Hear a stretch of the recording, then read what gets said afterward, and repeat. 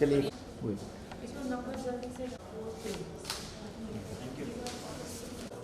It's my pleasure to welcome all of you to this edition of the AMD conference. And we'll start with the words of the Holy Quran. And for that, I would like to invite Hamza, who will be speaking of the verses and then also translating them in English for the benefit of all of us. Hamza. أعوذ بالله من الشيطان الرجيم بسم الله الرحمن الرحيم والذين خلقني فهو يهدين والذي هو يطعمني ويسقين وإذا مرضت فهو يشفين والذي يميتني ثم يحيين والذي يطمع أن يغفر لي خطيئتي يوم الدين. Who created me and showed me the way, who gives me food and drink, and heals me when I am sick, who will make me die, then give me life again, and who I hope will condemn my faults on the day of judgment.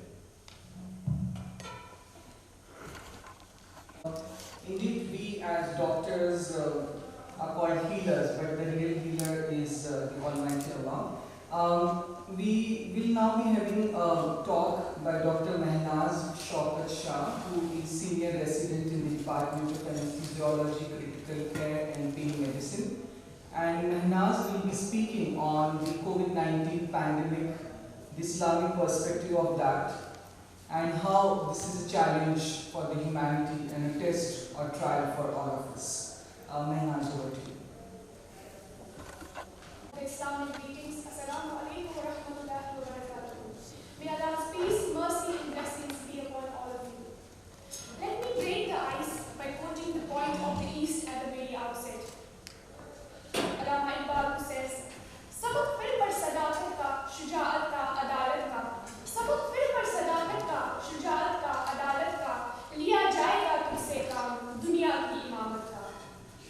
The history of humanity has witnessed the pandemics in the past too. So we see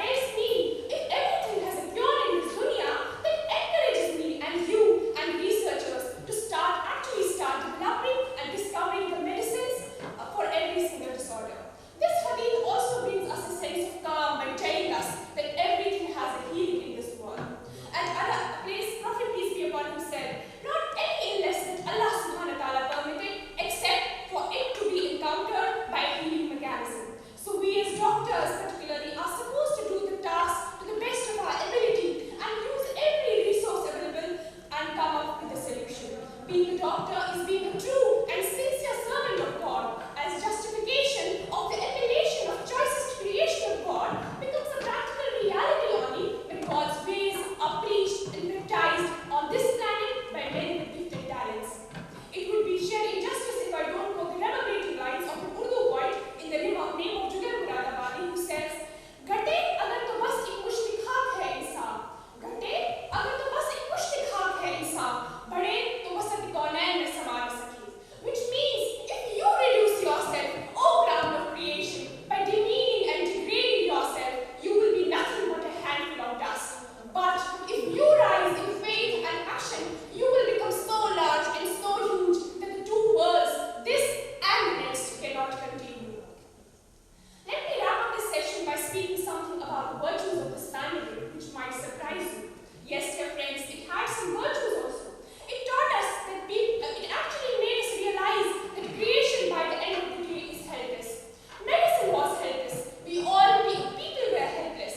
We realized how much weak we are before Allah subhanahu wa ta'ala, that this small, invisible creature caused so much distress to us. We realized that everything comes from Allah subhanahu wa ta'ala. Only Allah has the power to take life, and only He has the power to give life. And it's high time we turn to Allah subhanahu wa ta'ala with all our sincerities and devotion. Remember, when we were born, the world rejoiced and we kept crying. Let us, as human beings, and as doctors particularly, live such lives that when we die, the world cries and we rejoice. Thank you so much. Indeed, the pandemic have been the darkest times that humanity has seen probably in the last 100 years. And we all need some kind of light or guidance, and spirituality can be that light.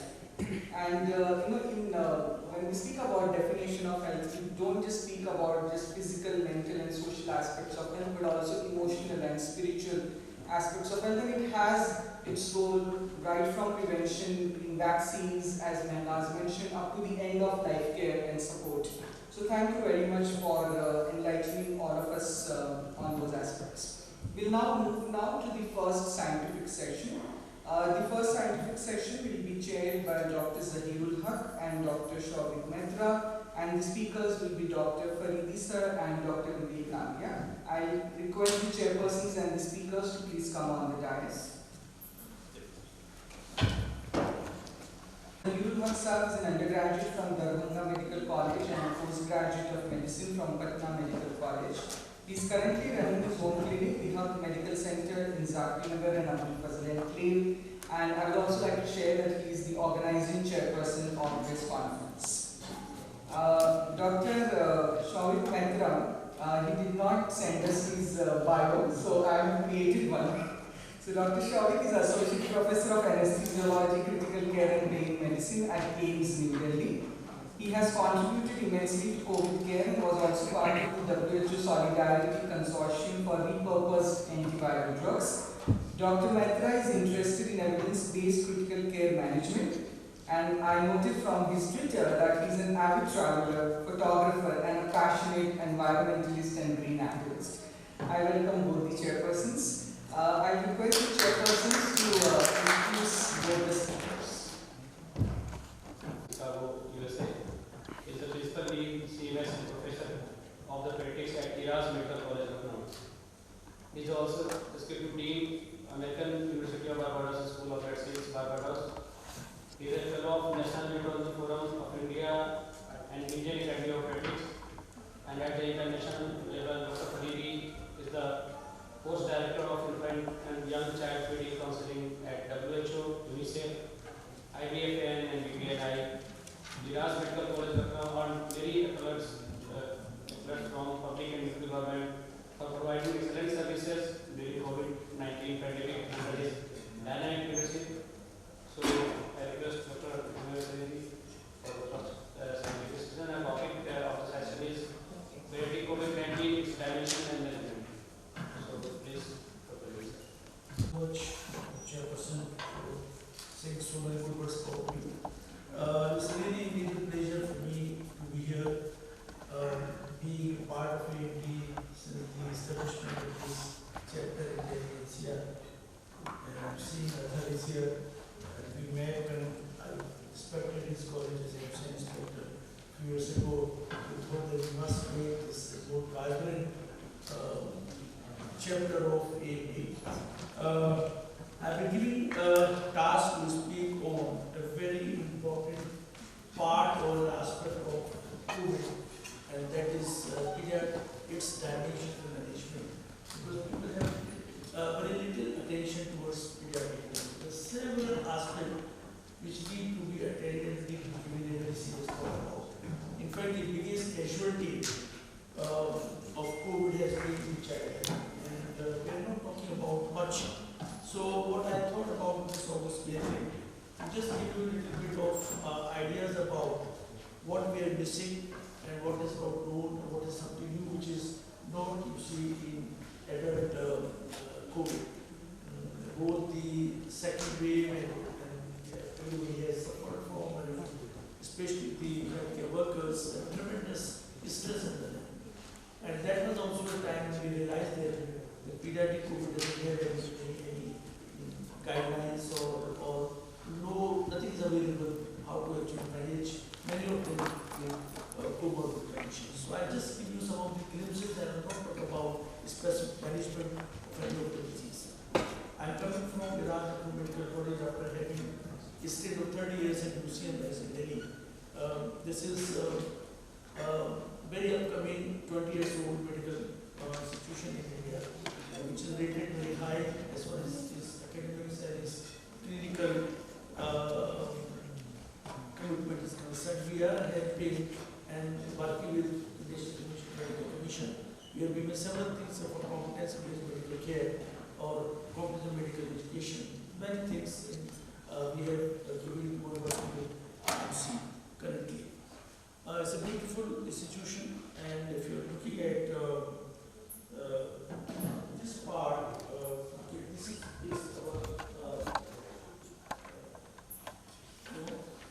this is what we established the COVID facility for in UP.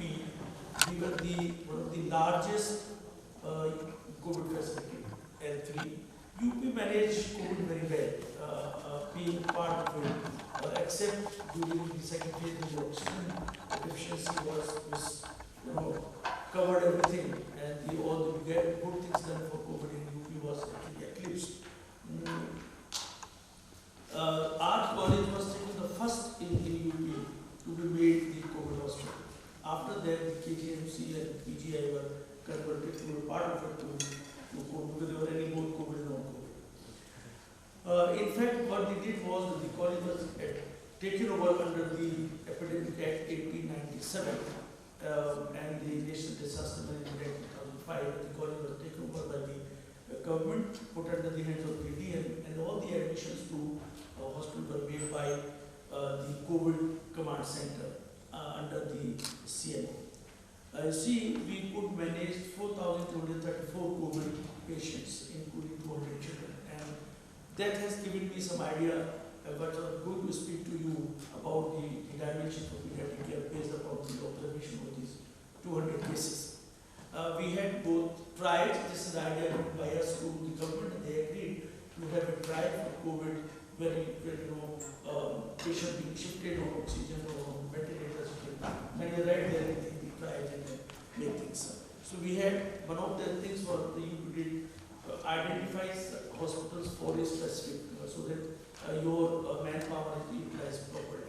Dialysis was with us, and we were the only place in UP with a dedicated dialysis facility for hepatitis C. Patient was with hepatitis C. Hepatitis B was available in KGMC also. And so this is how one of the RMN was made for cesarean section basically. So this is how the things were managed, and we had a large data of these, some of this being published also.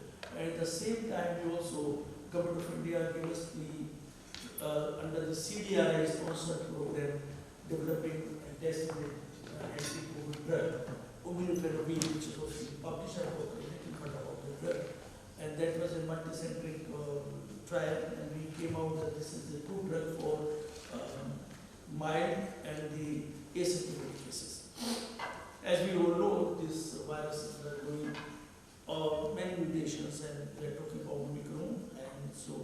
this is such a tiny, as such a very tiny organism, and which has made the people need, we still don't know much about it. So that's the current status. Look at, this is the new disease, and much is not known about it. Even for the adult management. In fact, we are now seeing papers that are really responsible for plasma therapy, just going around. Or at one time, this is supposed to be one of the game changer for this management. Another important thing about that we still don't know about the science. Only yesterday, somebody said the specific symptom for Omicron is something, your throat, some irritation in the throat, which is the very specific sign of Omicron. We have seen now the changes in the nails, which comes after 3 months.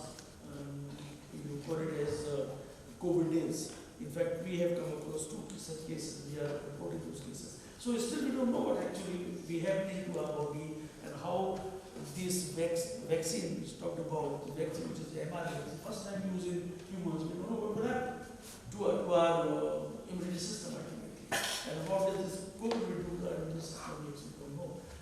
Because our body has never been exposed to this kind of protein earlier. So a lot of things are there, and I'd like to draw your attention to, the treatment part. Okay, this all is in silico studies, or extrapolations or experiments. These are some of the modalities available with the in silico studies, which are based actually computer-based studies.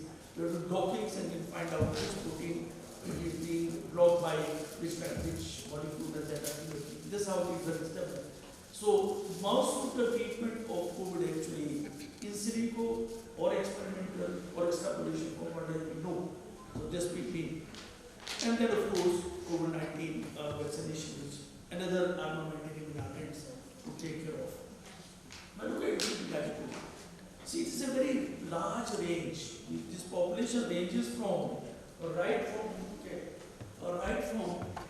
after birth, neonates, infant, and children, all are different actually. They behave differently. Older children and adolescents. A new disease has come up, called it as MISC. So, and then of course, and this area is completely opaque. We don't understand what's happening. We talk about neonatal COVID. Yes, COVID is an ending. But then there are several cases where the fetus is affected because it is a FIR, fetal inflammatory response, and the RT-PCR is negative. How do we manage them? What will ultimately happen to these babies? What is actually happening? Every baby we don't understand. Whether this is the risk of abortions or having congenital anomalies, we don't know. Still the science is actually evolving to know, and the mother suffered, maybe mother had encephalitis, and then babies fetus suffer from FIR, and then what will happen when the baby is born? We don't know how to keep that situation, how to manage the baby at birth, we really don't understand. So this is some of the areas where we still are evolving, we don't have any answer to them. So some of those issues that I have to bring to your kind notice that antenatal and natal issues, as I said, we have very little information about it. In utero vertical transmission of SARS, no conclusive evidence available. Whether this really comes, but yes, we know that placenta is affected. But the baby generally is not affected. The RT-PCR is generally negative with them, and they do very well. And that raises the issue where the baby is negative and the mother is positive. Now, what will you do now? Who will take care of this baby? Will that baby coming in contact with a positive person or healthcare worker with mother will cause him or her at a greater risk of developing COVID? So, baby escaped in utero, but then later on, afterward, can get. That's a very ethical issue, and we have to think on that and no ready-made answer available. We don't have any tool to diagnose intrauterine COVID, both in terms of biochemical markers or ultrasound or any other modality. We don't know. Then the safety of anti-COVID medications of pregnant and lactating mother with the fetus. whether any of these drugs given to a pregnant woman suffering from COVID will affect the baby safety, we don't understand. We don't know. Then the neonatal issues. You know, the mother is positive, baby is negative, most of them they are negative. Then how to prevent infection to this baby from the healthcare workers and the mother? Generally, mother also needs someone to help. The practical mother first week, she needs it. And then who will look after that? If you look at the manpower requirement for COVID management, we already Government of India laid down for 10 beds for one doctors, and then in ICU for 3 beds for nurse. But then apart from mother, you need a separate healthcare worker available, which is not possible. And at home, you can't have any COVID negative person. So that's an ethical issue. And we all know that as we are preparing for wave 3 COVID, we had especially for pediatric, the pediatric patient will be affected more. So they said you develop and establish a pediatric COVID ICU, but then you need a bed for someone else also. So that means a 10-bedded ICU will have 20 beds. So that is again a problem. And then who will be there? That will be COVID negative. Looking after a positive COVID ward is extremely unethical. So how to actually take care of this situation, and how to actually, who will be willing? A mother is sick, who will be willing to come to the COVID ward and look after the COVID positive patient, positive child? No relative will be ready. We have seen that in the father's dead body, the son in touch. This has happened. So these are all the situations that were there. And then the medication to COVID negative and COVID positive needed. No drug is actually said to give it to any baby less than 4 years or 5 years. So that's again, we don't know how to treat this ultimately this person, child, or this newborn is there. And then follow-up of COVID negative. We know that the COVID hospital, non-COVID will stop, and that's the issue. That's the issue, and therefore it's extremely important for all of us to understand that this issue has to be taken more seriously, and the FOXI and the Untitled forum are actually working on this aspect. Then the medical issue, we already said that we don't know any treatment modality for, especially for pediatric age group. Ethical issue I have talked about. You need a person, a COVID positive child who will actually be with the child.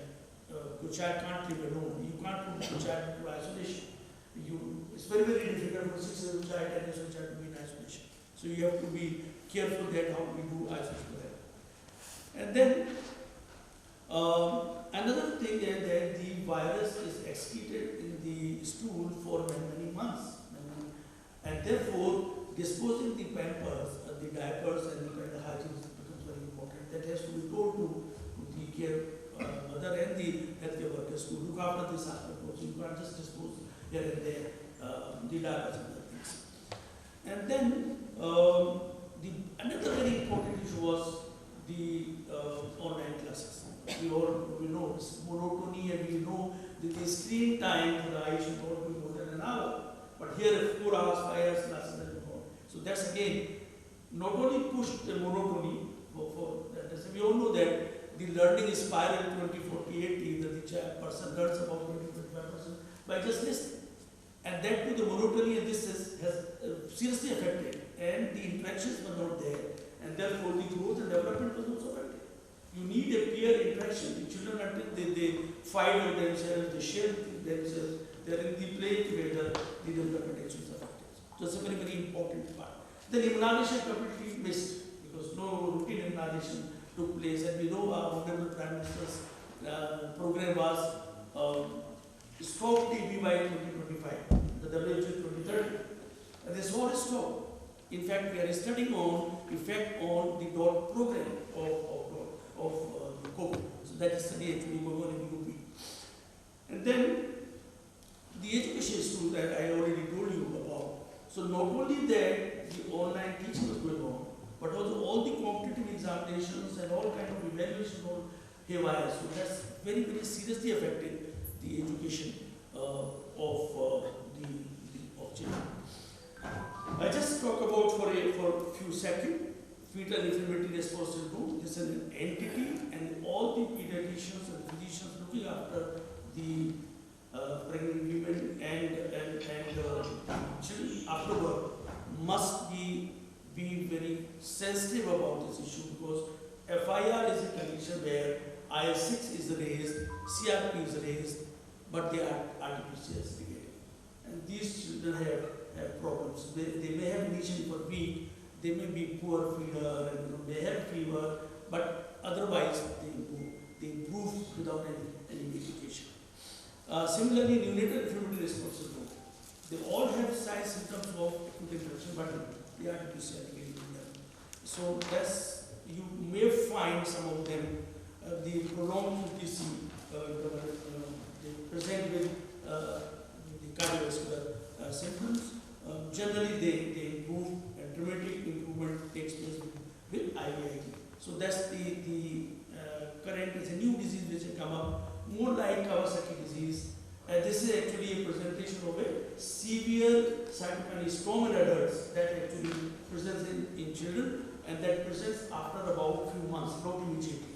So you discharge the child might not have suffered from COVID, clinical COVID, might have the subclinical infection, but comes to you with a classical picture of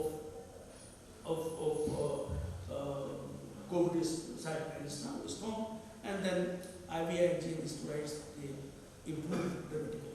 So I will stop here saying that and invite your kind attention to some of the issues listed. Like, do we really understand SARS-CoV infection? Especially the mutations taking place, do we really understand spike changes and all that? Have we ignored COVID in children, both in terms of social as well as medical? And is COVID more complex in children? That's the question I think we will ask. Fortunately, the mortality and morbidity in children has been low. We only had up to 200, only 2 children died in our hospital. One was actually having tuberculosis, and another was thalassemia. So otherwise, all improved and all went home to bed. And they didn't have that kind of post-COVID problems which we really had in adults, like in terms of the respiratory problems, in terms of the SpO2 falling down and all that. That we didn't find in children. So thank you so much, and I'm sure that I stick to the time. Thank you so much. All the delegates will get benefited from his sum talk. Now, may I introduce Professor Dr. Vivek Nangia. He is a Principal Director and Head of Institute of Respiratory Critical Care and Sleep Medicine in Max Hospital, Saket, New Delhi. He is also the Chief of Pulmonary Services for Max Healthcare India, and Dr. Vivek is an internationally renowned interventional pulmonologist who had over the 2 decades of rich clinical experiences and has served as a head and director of many renowned institutes. He is also a pioneer of various bronchoscopy interventions and medical thoracoscopy, and he has also made significant contributions towards the evolution of the field of pulmonology in India from its nation state in 1990s and integrating it with the critical care and sleep medicine as we know it today. I'm not an alumni of this esteemed institution, but I'm definitely a proud parent. My son, Nangia, has just completed his graduation and only has good words to speak about this institute. Now, coming on to the topic for the day, air pollution and COVID-19. Both the topics have been very close to my heart. Air pollution I've been fighting for almost like an activist for the last so many years, and COVID now has struck all of us as a pandemic. Air pollution has been labeled as a silent, invisible killer. But I guess these are words from the Western world where it is actually invisible. For us, it is all visible. You can actually see pollution in the air now. We're almost in that situation. It has been labeled as the single biggest environmental health risk factor for disease and premature deaths in humans by World Health Organization. In 2012, it resulted in 7 million deaths. That is almost 1 in 8 deaths globally. In 2015, it was linked to 9 million deaths. If you see collectively, 3 times more than the deaths due to HIV, TB, and malaria put together. For all these three diseases, we have a national program, but unfortunately for air pollution, we still struggling for one. In 2019, 1.7 million deaths occurred in India only because of air pollution. These deaths don't occur because they say that, oh, I have air pollution. I've been exposed to air pollution, but they usually occur due to indirect effects because of 43% of them resulting from a lung disease and predominantly respiratory infections. Besides that, lung cancer, stroke, and cardiovascular deaths. The common air pollutants, basically if you see that the particulate matter, then depending on the size, 10 micron and above, 2.5 to 10 micron, 2.5 below and less than 1 micron, and then finally which we call as the PM 2.5, PM 10, PM 1. So 2.5 and 10 are the two measurable factors. These are all the measurable pollutants that we are aware of. There may be so many others which we are not aware of. And then we have the toxic gases like the carbon monoxide, sulfur dioxide, nitrogen dioxide, ozone, and lead and ammonia in the air. Each one of them has significant toxicity on our body. The basic mechanism is that when we inhale, we are inhaling this toxic polluted air inside, and depending on the particle size, if it is PM10 and above, then it usually gets filtered at our nasal level. If it is less than that, it gets stuck somewhere in the throat. Any size less than 2.5 micron has a direct access into our lungs, into our alveoli, and less than 1, and these gases have a direct access into the bloodstream through our alveoli, where they are actually triggering off an inflammatory cascade. This cascade is through the release of various cytokines, interaction of various inflammatory mediators, resulting into an ongoing chronic inflammation in our body, which you're not aware of. So there are certain effects which occur because of a short exposure to the air pollution, and then there are the long-term effects.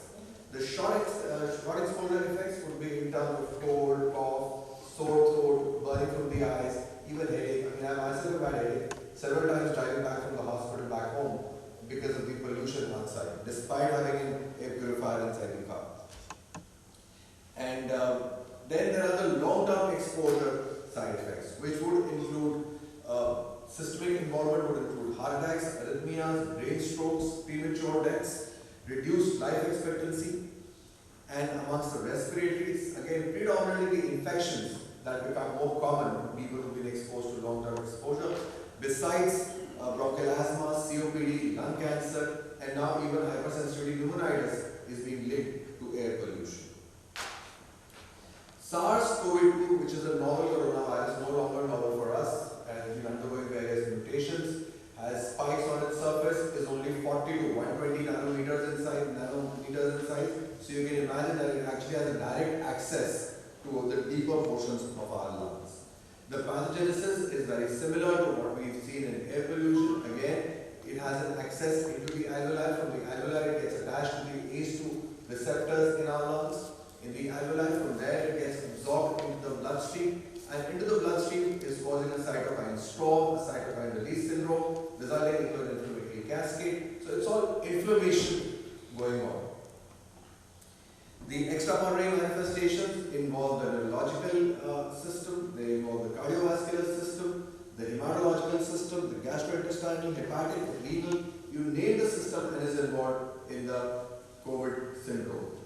So if you actually see, the organ dysfunction is also very similar when we talk about air pollution and when we talk about COVID.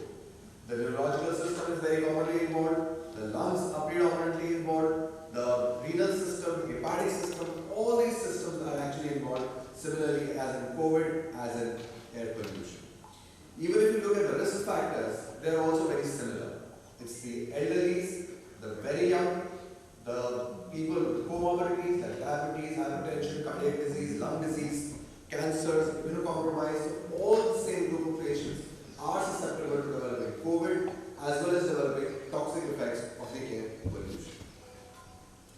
When we look at the mode of transmission, COVID, predominant mode of transmission is either through droplets or aerosols. Droplets are larger molecules which drop within less than 1 meter of distance, whereas aerosols can persist in the air for a longer period and can also be transmitted for more than 1 meter as a distance. So air pollution helps in the transmission of these aerosols. The PM10 particle serves as a carrier molecule resulting in the suspension of these droplet nuclei for a much longer period. Whereas PM2.5 serves as a transport molecule which carries these viruses into the lungs at a much longer distance. These are the various studies. I'm sorry you may not be able to read these studies, but there is just a very short list of studies which have actually shown a linkage, a positive correlation between PM2.5, PM10, SO2, NO2 with the transmission of the virus over a longer distance and resulting in increased number of cases. This is one of the studies from Italy where they actually found that the severity of illness was also higher in areas where the pollution was high.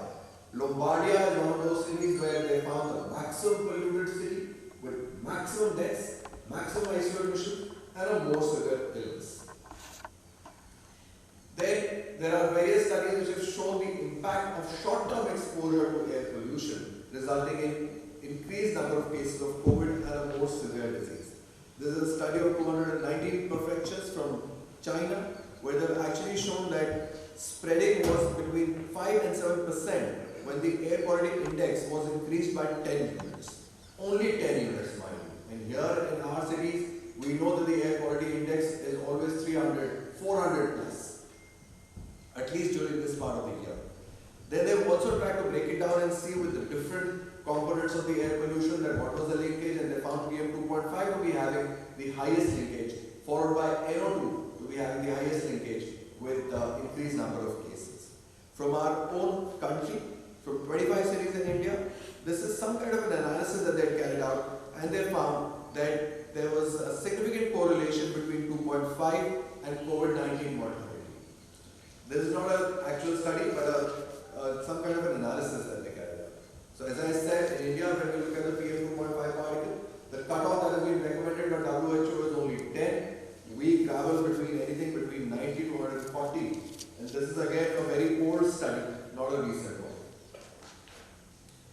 There is a study of 355 municipalities from Netherlands, where they actually showed that a 10 microgram per meter as a baseline was taken, as I said, that is a WHO recommendation for PM2.5, and they found that there was nearly an increase of 100% when the pollution concentrated increased by 20%.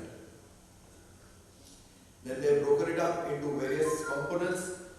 PM2.5, PM10, and NO2 seem to be having the most significant correlation with the increased number of cases when it comes to a short-term exposure. The possible theory behind it is called the double hit theory. What is happening is that there is this air pollution which is resulting in a state of inflammation inside the lungs, inside the bloodstream. On top of that, and also because of the constant exposure to air pollution, there is an increase in the number of ACE2 receptors. So this ACE2 increase actually results in a double whammy kind of a situation. So here, the virus trapped in PM2.5, PM10 particles actually serves as a Trojan horse, resulting into a very smooth entry into the lungs, into the alveoli, and resulting in pneumonia, ARDS, and systemic inflammation, and systemic complications. Not just that, the air pollution exposure also results in inflammation, cellular damage, and may suppress the early immune response to the infection. Even the atmospheric aerosols, the humidity, the dampness, can act as a cofactor and induce indirect systemic effects in the human body and is associated with pro-inflammatory and oxidative mechanisms in the lungs, as well as altered immune pathways. As I'll show you in this slide, low temperature, relative humidity actually acts as a propellant to increasing the possibility of catching an infection and reduces the functionality of the airway epithelium and the ciliated cells, whereas a high temperature and UV rays may help in reducing to some extent by causing a virucidal action on the viruses.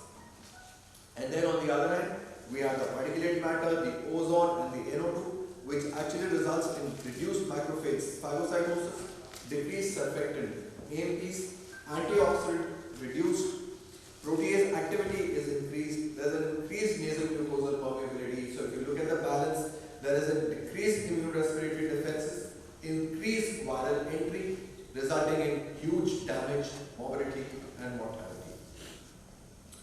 Mortality now. If we look at a study from the US, 3,000 counties.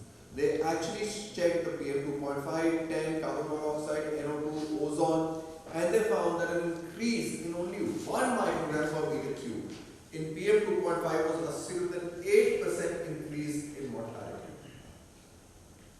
There is a study from 3,076 counties now. Again, they were very early in the disease onset, only pandemic onset from January to July.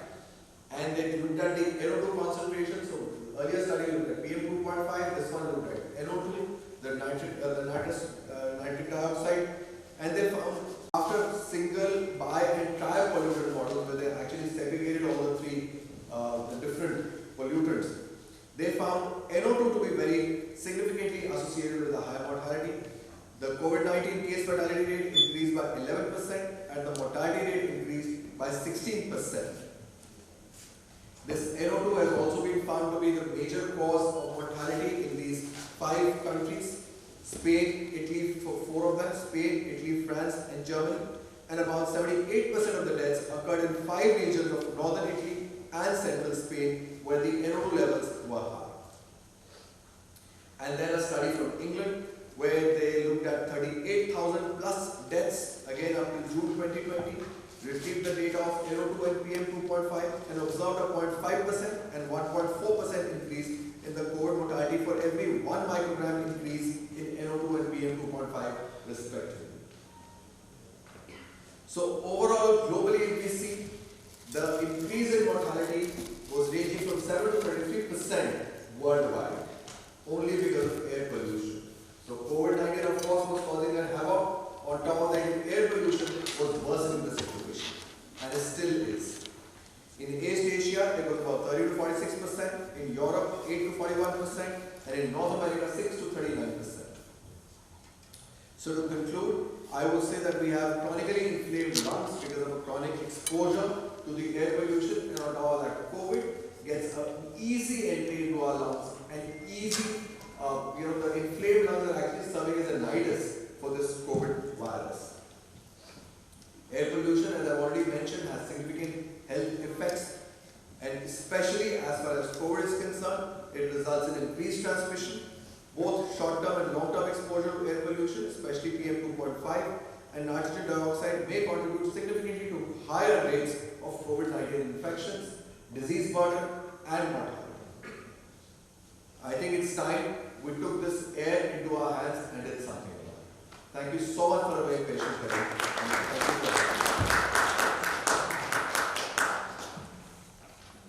Probably it's an eye-opener for all of us, physicians, particularly residing in North India. Definitely it's kind of climate change is an emergency. We must act fast.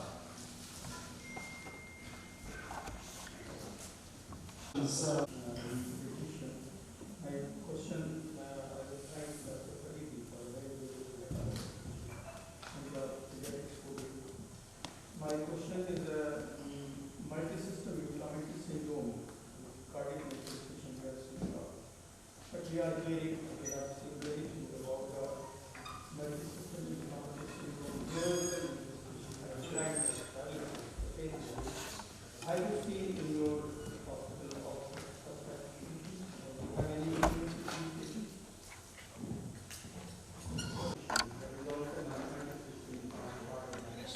They present with blindness, paralysis, and reiterates what I said that the disease is evolving. We actually do not really understand how the COVID is affecting our body, especially in children. Yes, our experience in last is probably the 200 cases we admitted, none of them had this. But then after that we admitted few cases. In half of them, there was no history of COVID in them, but the parents suffered. And these children actually presented to us with fever and loss of, some of them came in shock. And when we investigated them, we found that the IgM antibody and both and Ig0%, they were RT-PCR negative, IS6 were raised, DDAM were there. In fact, they were treated just like the patient cytokine adult, and with IVIG is quite low. But the way which you say that some of them having blindness and the kind of, no, we didn't come across any such patient in our practice. But we expect that some more spectra may come with this. So therefore we have to keep us alert and investigate these children on that time. So as a policy, in fact, all the children which are being admitted in our hospital now, which is now a non-COVID period, we are investigating after taking consent from the patient for the antibody. What we are finding, to our surprise, that the majority of them did suffer from the disease, but the antibody levels are persistent in that. So, and sometimes they become very complicated. The presenting will say prolonged fever. You investigate many times, they are positive for salmonella antibodies, but the culture is negative with that. So yes, as you said, we have to keep our finger crossed and we have to actually look each and every case and document it. So there could be other aspect of which we can see there. Thanks. So, sir, we won't be able to take any. We like to thank all the chairpersons and. Email ID can be put? Yes, sir. Their email ID can be put? Yes, sir. We have a group, so we'll sharing that. No, even Yeah. other delegates who are not in the group. Everyone is. I request Dr. Kajal sir and Dr. Musharraf to please come on the dais to felicitate the chairpersons and speakers. Hamza, can we have the monitor, please? Mahnaz also to come.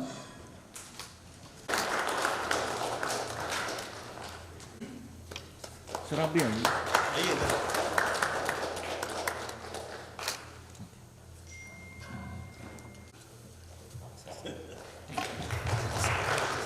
Sir Very well, sir. Very good remarks. Thank you. बहुत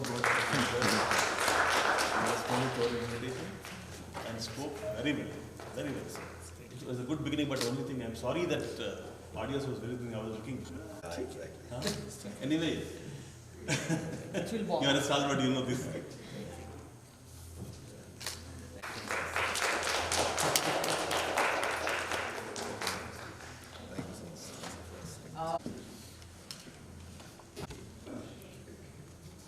Yes, ready. Basir, who is a senior consultant psychiatrist, my lovely friend Pooja, Priyamvada, and Shaheen. I request all the panelists and the moderators to please come on the dais. Discussion on a very important yet neglected topic of mental health during COVID-19.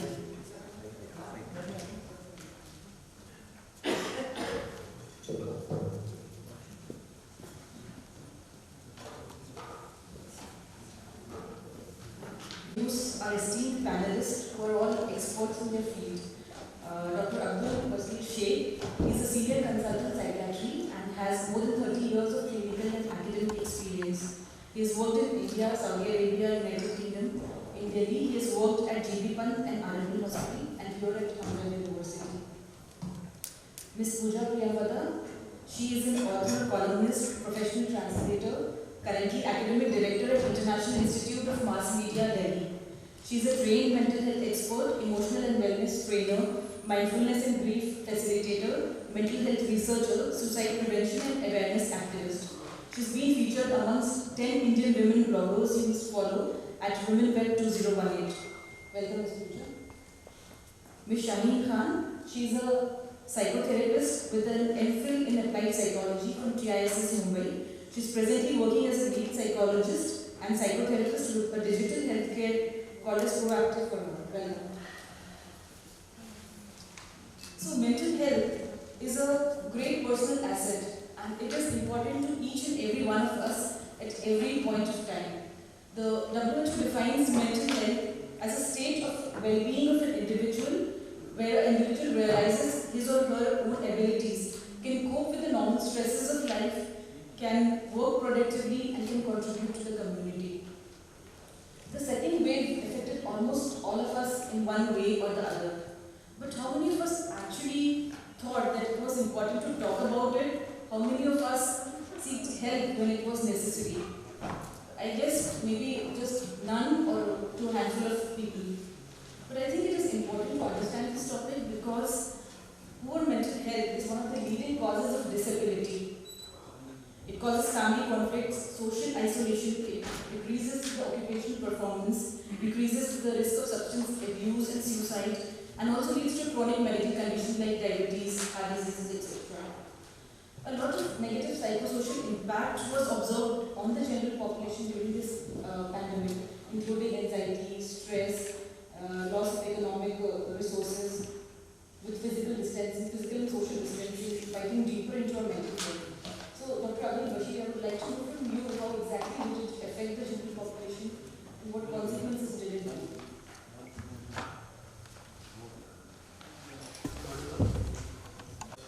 I should say that Alhamdulillah, that there is waves after waves and we are surviving and we are here to discuss about it. And I should say that, of course, I'm so happy that we have mental consultant that today the associations of Muslim doctors has taken the attention towards mental health. And as Dr. Sana has told us that mental health is how important it is affecting us. Just let me put two important facts here. That it is the second leading cause of anxiety all over the world. They say that it is some around $9 trillion lost in a year, every year. Plus there is another very important part that is not about the economical loss, etc. The loss of life. Do you know that young people, that is from 15 to 30 years of age group, so the most leading cause of death for them is second cause of death is suicide. So 50% of them, the cause of death is suicide, and all of these suicide death, they are associated with nothing but mental health, and thus it is preventable. So mental health is very, very important. And I would like to just put a joke here. When I was working in Dr. Nangia hospital, so our department was across the road, a bit separated away. So whenever we used to call for a physiologist for the main hospital, so our bearer will go to the main building and he will say that the dimag wala doctor ne bheja hai. And that anesthesiologist will get very angry कि हम लोग का दिमाग नहीं है. But what I try to say that yes, dimag is very, very important. In fact, I should say, though it is sort of separated discussion that body and mind, but is it so? Actually, I will emphasize that it is mind and mind. It is that mind sitting there in the driver's seat and it's controlling the whole body. So naturally, whether it is COVID or any pandemic, it is affecting our brain first. The impact is on the brain, first of all. Now, coming about its impacts on the general population, I do not know how many of you had seen that particular movie by Satyajit Roy. That movie name was Patel Panchali, that got him the Oscar. And Cannes won. So that movie, there is a particular scene of rain coming. Two kids are playing in the field. And the raindrops are dropping first 1 drop, 2 drop, 3 drop. And suddenly it spatters and suddenly it slides. So the COVID came sneaking. One case, two cases, we even shared memes, they will at something at distance, at something rumbling, that will not touch you. But it came crashing your door. It has touched each and every life today. Not only it affected the population with the disease, but I am so sure each of us has gone through very shocking and traumatic experience during these pandemic waves. Now, how it is affecting us? It has like not only the direct effect of the disorder, but do you see here that our response to that particular pandemic? So what was our response? Naturally, prevent that response, and our government, our health focus, we had all come up with a situation we called lockdown, social distancing, and there are some healthy we used to do, like putting on your mask and all that. But of course, there is a totally different issue, social issue, that what actually should have been done and what happened and what happened. But for the general population, it was a huge shock. I still remember the day it was announced that this lockdown. Believe me, I was not afraid of COVID.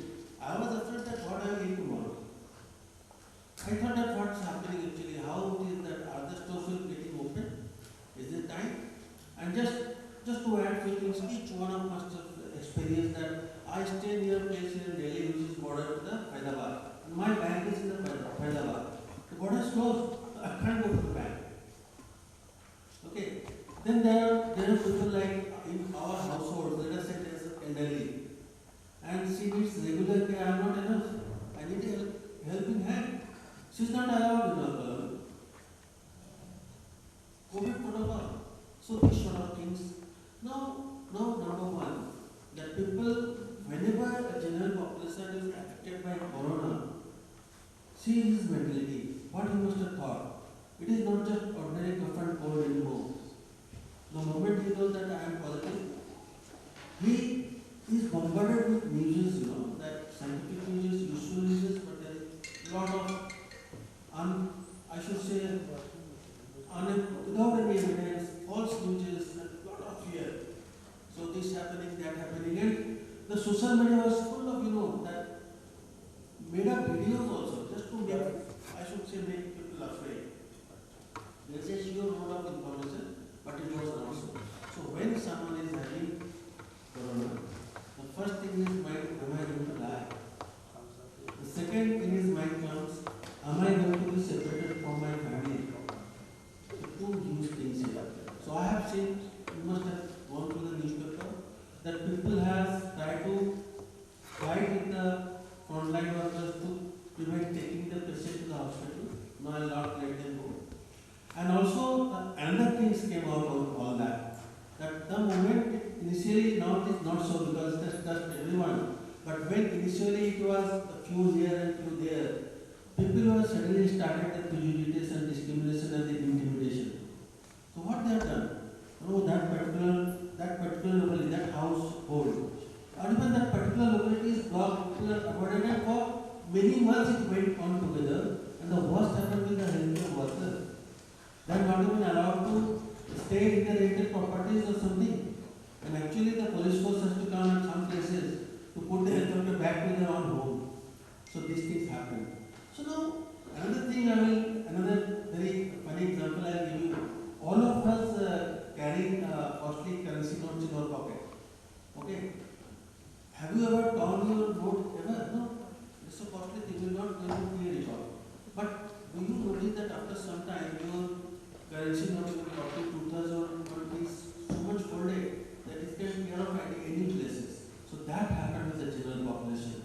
So it has been folded. We have gone through that sort of huge stress, profound stress and unprecedented. And another very big thing about this pandemic is that not only the general, our healthcare system, but also our mental healthcare system. We are not equipped at all. It has never been heard of in this modern time that the way it has come up, the way it has been unfolding even today. Even today, as Professor Faridi just told us, that even in children, even because it was just lucky that they had few mortality, but they are not given that much attention, but that attention has to be given. Now look into some other things.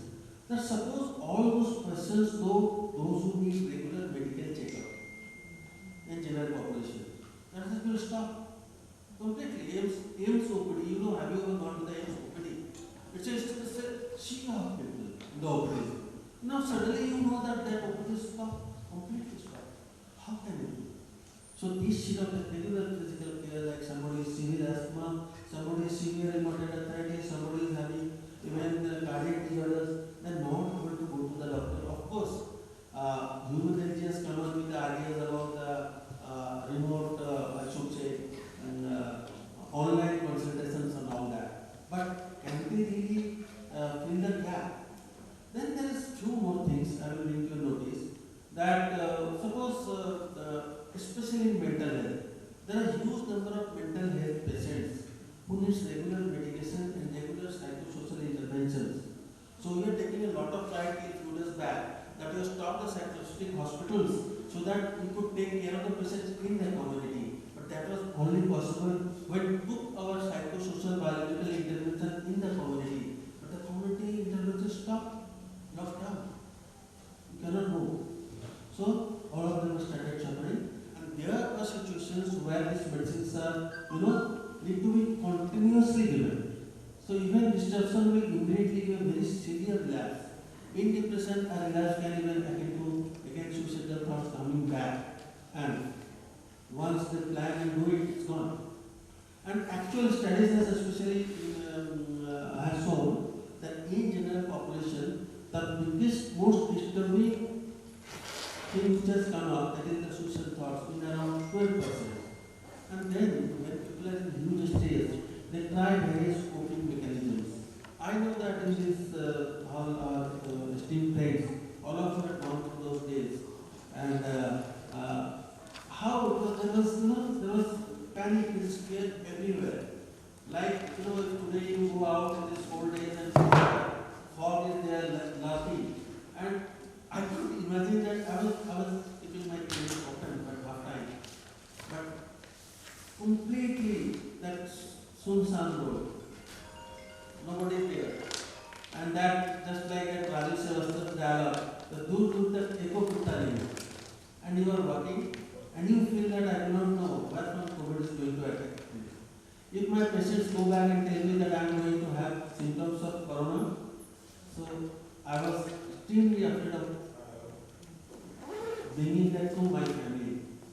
That is my general human being response. I went to meet my mother, who is 70 plus. I was extremely afraid to even hug her or touch her or go near her, and all these things. So I think most of the impact on health and stress stems from the uncertainties that you got. So lot of stress is no doubt. Now what are our responses? Is we are being folded, crumpled. So something has been torn between us. And our response was varied. Most of the people response were normal response to a profound effect of this COVID and lockdown. Two of them responded with stress, insomnia, getting irritable, getting angry, getting frustrated, then huge fear, anxiety. I have seen people taking to the level of adversity to the obsessive compulsive disorder level, washing. And there is another very big issue that there is huge number of new facts coming up every day. So like if there is anything constant, there is a change. Every day new protocols, every day new information, and general population was not really taken kindly.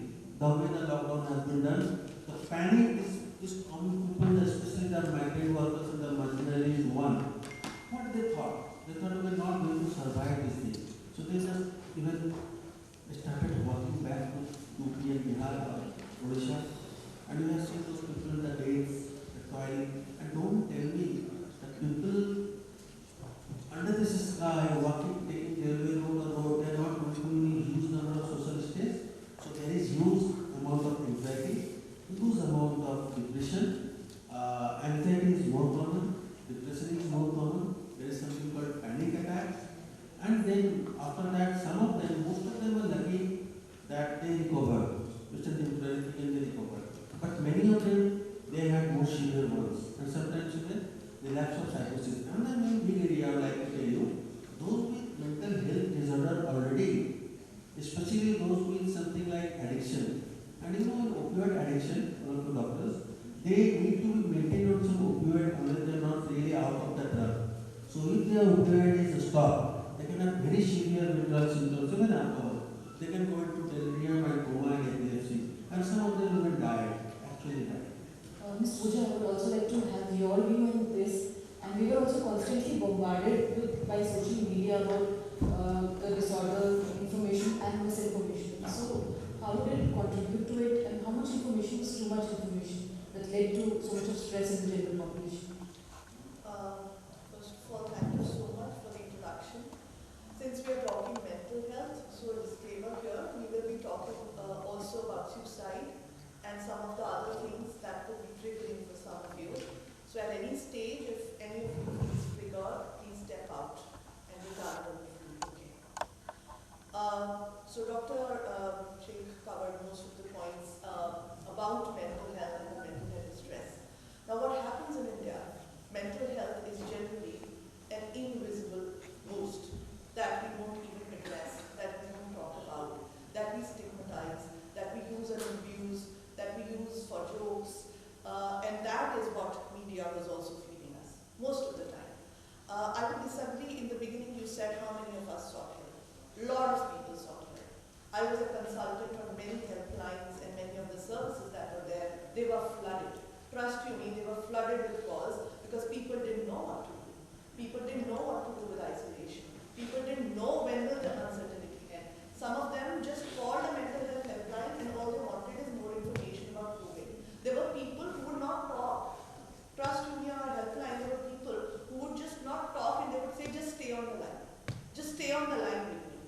So that was the extreme of isolation that people have gone through. And then, as you said, some of them would call us to verify the information. Ma'am, I read this on Twitter. Is this true? Ma'am, I am on anxiety pills and I have only 2 more pills left. So if I stop, what will happen then? And of course, the recent figures that NCRB has given, suicide due to illness, excluding COVID, went up by 16%. And suicide because of mental illness went up by 25%. These are NCRB figures. And these are the reported numbers. In India, the reported figures are much lesser than the actual figures that are. And as Dr. Faridi was rightly saying, we do not know. That is the dilemma about this pandemic. We do not know. We are not certain about the modalities. They keep changing. And that, for a mental health scenario, as Dr. pointed out, there has to be some kind of consistency. Not only for people who are in formal mental health care system, but even at home when you're going through some kind of distress. There are 2 other facets of our society that need to be highlighted when we talk about mental health. Child abuse and domestic violence. Those were 2 things that didn't stop during the pandemic. Everything else stopped, but those didn't stop. I was consulting with the Childline and a few other domestic abuse helplines, particularly, and the National Women Commission helpline, and we were flooded with calls about domestic violence, and women had nowhere to go. Children had nowhere to go. So you are confined with an abuser in the house from where you have no access to the outside world. Some of our children, they had information, any access of information or support was coming via school. And most of the government schools could not start the online mode for the initial 6 months, 9 months. And even when they did, the digital gap is so huge. We saw suicides in Kerala and other states where children were forced into trauma because they did not have a cell phone. Because I'm in a board class, I do not have a cell phone, the class is on, what will happen? So you cannot, that's why we call it psychosocial. That's why it is not just mental. The socio-economic factors that influence our mental health are so diverse and intersectional in a complex society like India that mental health then becomes a much larger challenge than it is for the first world, or than it is for the places where the mental health care system and the density of mental health care workers and the entire pyramid of mental health care support is much stronger than what we have here. Pooja, I think it is interesting to know that this pandemic pushed people to seek mental health, especially in our country where there is so much of stigma around this topic. People did come out and helpline numbers did work. And we also came across a new term called as the new normal. So did it actually become so normal so quickly, or it was very premature of us to call it normal when the overwhelming majority was still reeling under the pressure of adapting to the situation? Ms. Shaheen, I would like to know this from you, and how are we now changing and accepting this so-called normal?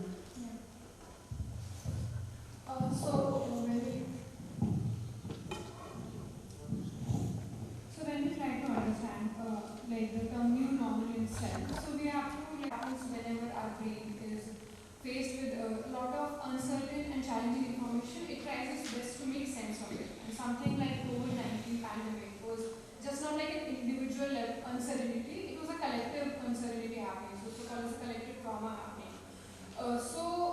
It's the nature of our human mind to box the information. So we thought, okay, this things are changing, like something which was safe earlier.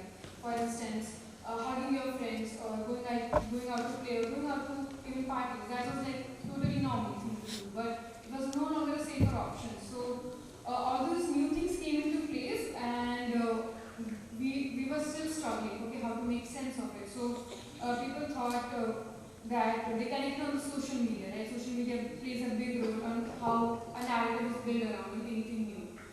So yes, we did call it a new normal.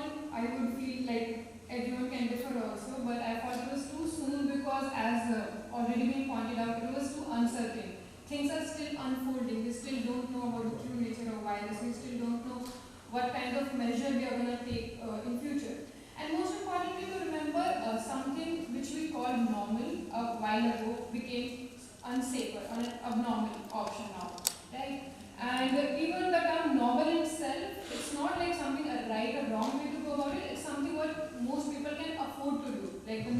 majority of things. That is what is called normal. So even I think we're still accepting this change. Many people are still in the process of accepting this change. So calling it normal, I think it puts more pressure on the people to believe that they have to accept it when they're not actually ready to do that at that point of time. yeah, absolutely. And most importantly, so like COVID-19 was a storm we all were in, but we all have a different resources. Like we were all in different boats. So it's not like if you're giving some guidance and everyone will be able to use it or come out of it in a similar manner. We have to be very mindful of how people on the marginalized background, something which is normal for us to stay inside the house, do online learning. It's not a feasible option for the people who don't have access to these resources. And one thing pandemic has taught us, it's uncertain, things can change anytime, so we need to be very patient and kind and to like really understand and see how it unfolds. The general population did get affected a lot, but the doctors and the healthcare workers who were at the front line bore a major brunt of this disease. I think everyone in the hall present here has experienced and gone through the trauma of experiencing this pandemic. So Ms. Pooja, I would like to know from you, how did the healthcare workers got affected? How did they respond? I think there was fear of getting infected, passing on that infection to the family. Before you speak, I would like to know from the audience, if they have any personal experience, how did they feel during the pandemic, who were at the front line? Can I, so please. Yes, but which are we found with our patients. And I like what you from Pooja that you can throw some light on it. I'm not my species not secretary. But 2-3 cases this happened. One was the doctor, one of the faculty in our institution. Her father was very sick, admitted in COVID. And she wanted to actually look after her father. And said, I will not wear PPE. मुझे कुछ नहीं होगा. So there was a denial also. Some said, no, how many होगा कुछ नहीं. They were actually not actually observing the COVID protocol also. So that's her situation. She got very upset when he said, "If you are not going to do as a doctor, you are going, please wear PPE." She was not ready to wear. You know, auscultation cannot be done after wearing the PPE. So auscultation ही होगा, you know, all that kind of thing. इसको क्या करेंगे हम? इसको कैसे manage करें इस situation को? एक दूसरी situation थी, again the father of one of our students वो admit हुए, उन्होंने देखा सारे लोग बाइक में बैठे हुए, तो उनको अजीब तरह का एक फोबिया हो गया, तो कि यहाँ तो सारे के सारे यमराज, you know, वो है फरिश्ते, तो उन्होंने अपने को बाथरूम बंद कर दिया. Extremely difficult to understand. ये जो situations है, इनको क्या कहते हैं आप अपने उसमें? और कैसे इनको manage करें? Really responses. Yeah, I will try to give a very honest response to this. Thank you, Dr. Faridi, for sharing that. I would want Doctor to later reflect more on people had symptoms of delirium, psychosis, that had actually got triggered by the COVID situation. So both of you can reflect on that immediately. But we were running a helpline here at home, and that we started mainly for doctors and healthcare workers, and then we opened it to everybody. Now, I would narrate a few real life incidents without naming people and institutions. How things, you know, it becomes like one thing triggers another and it becomes a chain of events. We had oxygen shortage. In India, we make gods out of doctors, Bhagwan. And we believe that they do a lot of service, selfless service, and that is given. And they were at the front line. And they were risking their own lives to save lives. That is a given. But they are not gods.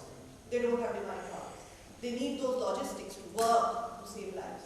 And in a hospital, anyhow, any day, even in a non-pandemic situation, deaths would happen.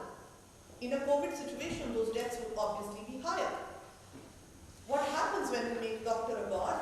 The moment somebody dies, our God has failed us.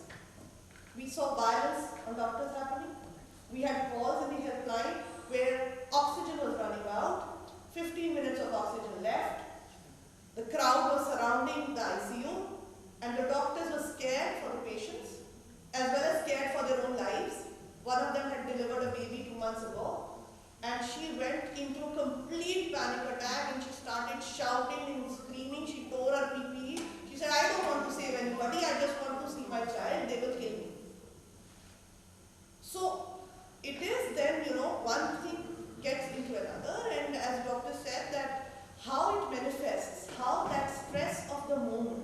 manifests in different people.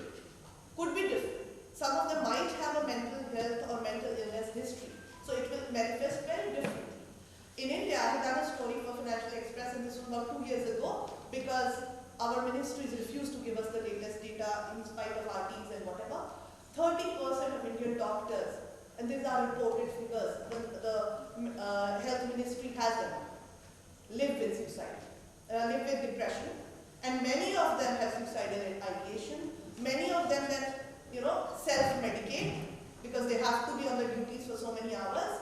Many of them have substance dependence because of it, which is not reported anywhere. So the mental health of doctors is also a concern that is not addressed. And then, I'm only talking about doctors here. A hospital has the other tertiary workers. There are not only the ones who are immediately dealing with the patients. I know of ambulance worker who was not allowed in his colony. The people beat him up and said, "Tum wahan se disease leke will bring the disease to our colony," and he was beaten up and he used to sleep in the ambulance. This happened a lot with the doctors also in the first wave. They had to move out to Indian houses. Yes, it did, but I would believe that the doctors would still have better resources to handle it. That poor man, who was actually not even driving an ambulance but driving a dead van, was forced to sleep in the dead van for 3 weeks. Because neither the hospital allowed him to sleep in their premises nor the colony. Imagine his distress. And then when he spoke to us, he told us that he was over drinking because of that, to handle that. He says, "Ma'am, earlier days I used to get 3 to 4 bodies, and now I lose count." So we cannot even imagine the kind of bombardment of factors and stressors that came because of COVID. And we forget that the physical symptoms or the physical impacts might have a deadline. But right now, as research indicates, the mental health impacts of this pandemic, we do not have a deadline. They might even extend even 2 decades later. A child who has seen a parent dying of COVID inside the house, across the window. Or a doctor who has seen patients die like, sorry to use the phrase, but die like flies literally in a ward. We do not know what mental health impact it will have on them in the years to come. Doctors have been called gods from the very beginning, but this time we came up with something new, warriors. So I don't know how appropriate was that to call them as warriors when doctors were actually suffering massive trauma themselves, witnessing so many deaths every day. Did calling them a warrior help, or did it just overburden them with much more pressure, moral duty versus their own health? And did it actually put them into a guilt trip that a warrior faces when he loses a battle? I don't know how did we take that? I would actually like to know from the doctors present in the house. We were probably both during the first wave and the second wave of the pandemic, and particularly the resident doctors, they are much more worried about than the consultants. And regarding the mental health of the residents, many residents not from the discipline of medicine or anesthesia, like from surgical discipline, they are forced to, they have to work in a discipline which is not of interest to them. So definitely they have suffered their career, they have suffered their mental health, and definitely they have suffered in their life. And they have not, their training program has hampered a lot, both for postgraduate and postdoctoral trainings, particularly those who are from surgical disciplines. They have suffered a lot in the last 2 years. 1 year is one term, okay, that's fine, but definitely we have suffered, no doubt about it. No, it is like the mother's guilt, the famous mother. I'm sure you must have seen that one ad. There are several ads on TV where the housewife is shown with 5 hands and she's cooking dosa with one and idli with one. And can any human woman do that? We can't. We put that burden of expectations on doctors when we call them warriors. They don't have 10 hands. Exactly, I also feel the same. Personally, I felt the same. Yeah. It did put a lot of pressure being called a warrior when we were not actually prepared for that. And it did cause a lot of guilt, not being able to save patients. And because of infrastructure shortage, we were very helpless and being called warriors, and we were expected to do so much at that time. When like to add here, another warrior that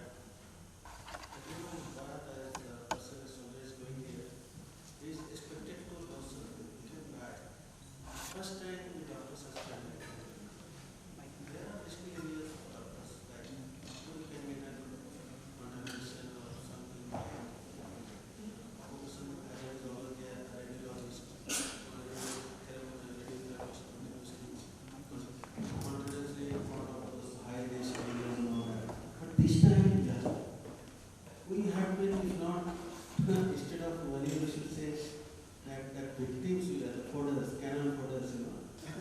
Cannon fodders, that's the better term, not warrior. And if you tell warrior, you should equip us with that. Exactly. And That is very important. even mask, no PPEs, no oxygen. And at the same time, when such situations come, when you are in the front, people are with raging blood as just told us. Where are the securities? What is that? So this happening, it's since long, it's always a continuous fight. And first of all, so many doctors actually died. Even there is a ghapla in that number.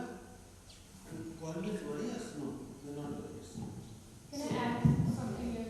So I also feel that being called as warrior is a part of our culture, and when we do that, when we put someone on pedestal, it's also a dehumanizing experience. So it takes away the human from the person when you are putting them on pedestal. That means we somewhere believe that person is not allowed to make mistake, that person is not allowed to take rest, that person is not allowed to wake up someday and say that I don't feel like doing this anymore. So the need of the hour and what pandemic has also taught us, we need to stop putting people on pedestal and sit on the table to table, side to side, and show compassion and show care for each other, that it's okay. And even the doctors needs rest, and all of the frontline healthcare workers need rest, and we are allowed to make mistake and not put people on pedestal that time. So as our adults were grappling with this pandemic, schools are not just for academics, it is also for building social skills.